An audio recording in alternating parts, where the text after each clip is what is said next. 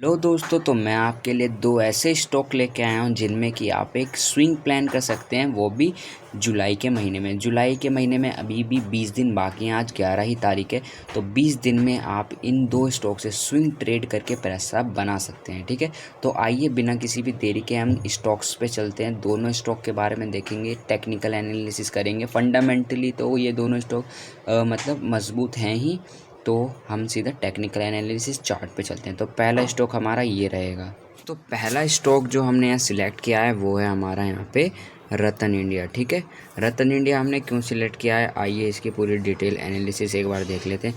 तो यहाँ पे अगर आप देखेंगे तो मार्केट एक मतलब ऊपर आ रहा था, उसके बाद एक काफ़ी टाइम तक अगर आप यहाँ देखेंगे तो 2021 के जुलाई से लेके यहाँ 2024 तक, ठीक है, तो इतना 3 साल ये यहाँ पे कंसोलिडेशन की जोन में रहा है। ठीक है, कंसोलिडेशन की यहाँ जोन में हमें ये स्टॉक देखने को मिला 3 साल तक। 3 साल के बाद इसने एक यहाँ पे हमें मूवमेंट, जो ये जो चैनल फॉर्मेशन 30 का यहाँ पे ब्रेक डाउन दिया और फिर से ये अभी कंसोलिडेट कर रहा है। ठीक है, तो आपके लिए क्या हो सकता है यहाँ पे, या तो आप यहीं पे इसकी फ़्रेश बाइंग कर ले। अगर फ्रेश बाइंग आप नहीं कर पा रहे हैं तो आपको एक यहाँ पे एक अच्छा, अगर इस सपोर्ट के आसपास अगर आपको मतलब मिल जाता है ये स्टॉक इस सपोर्ट के आसपास, तो अगर ये और कंटिन्यू भी करता है ना फिर चैनल फॉर्मेशन, तो यहाँ से लेके यहाँ तक का टारगेट मान लीजिए 68 से यहाँ पे कम से कम 80 रुपये 85 तक के टारगेट आपको तब भी मिल ही जाएंगे।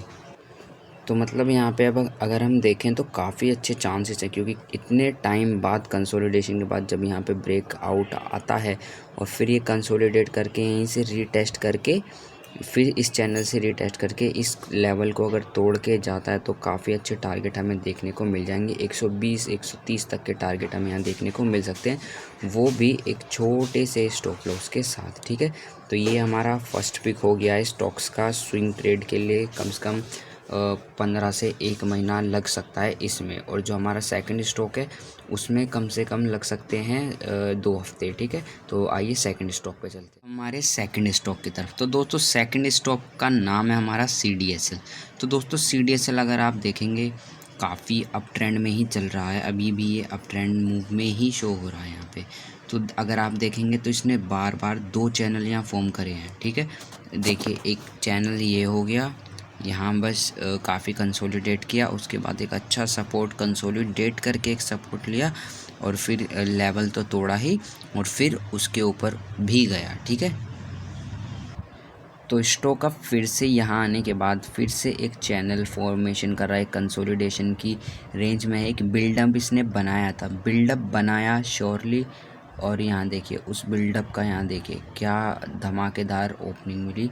ठीक है, तो अब यहाँ पे फिर से अगर आप देखेंगे, अगर ध्यान से अगर आपको थोड़ी चैनल पैटर्न का पता हो तो उससे क्या पता लगता है कि जब भी यहाँ मतलब चैनल बने, चैनल ऐसी फॉर्मेशन हो, ठीक है, या कंसोलिडेशन हो, तो उसके ऊपर जब स्टॉक जाता हो, और वैसे तो थोड़ा मुश्किल होता है बाय करना, लेकिन हाँ अगर ऐसा रीटेस्ट आपको मिल जाए, ठीक है, तो रीटेस्ट आपको मिल जाए तो काफ़ी पॉसिबिलिटी बनती है कि आप एक छोटी सी ट्रेड यहाँ पे पंच कर सकते हैं, वो भी एक एसएल के साथ। देखिए मार्केट में बिना एसएल के जाना बेवकूफ़ी होती है। ठीक है, तो अगर आप एक यहाँ पे 2300 रुपये का टारगेट लगा लेते हैं, 2310 के आसपास का आप स्टॉप लॉस फिक्स कर लेते हैं एसएल यहाँ का, और आप एंट्री करेंगे 2360 पे। ठीक है, 2360 पे अब यहाँ एंट्री करेंगे और आपको प्यार से यहाँ पे 2540 तक का यहाँ पे टारगेट मिल सकता है। 2540 तक का यहाँ आपको टारगेट मिल सकता है।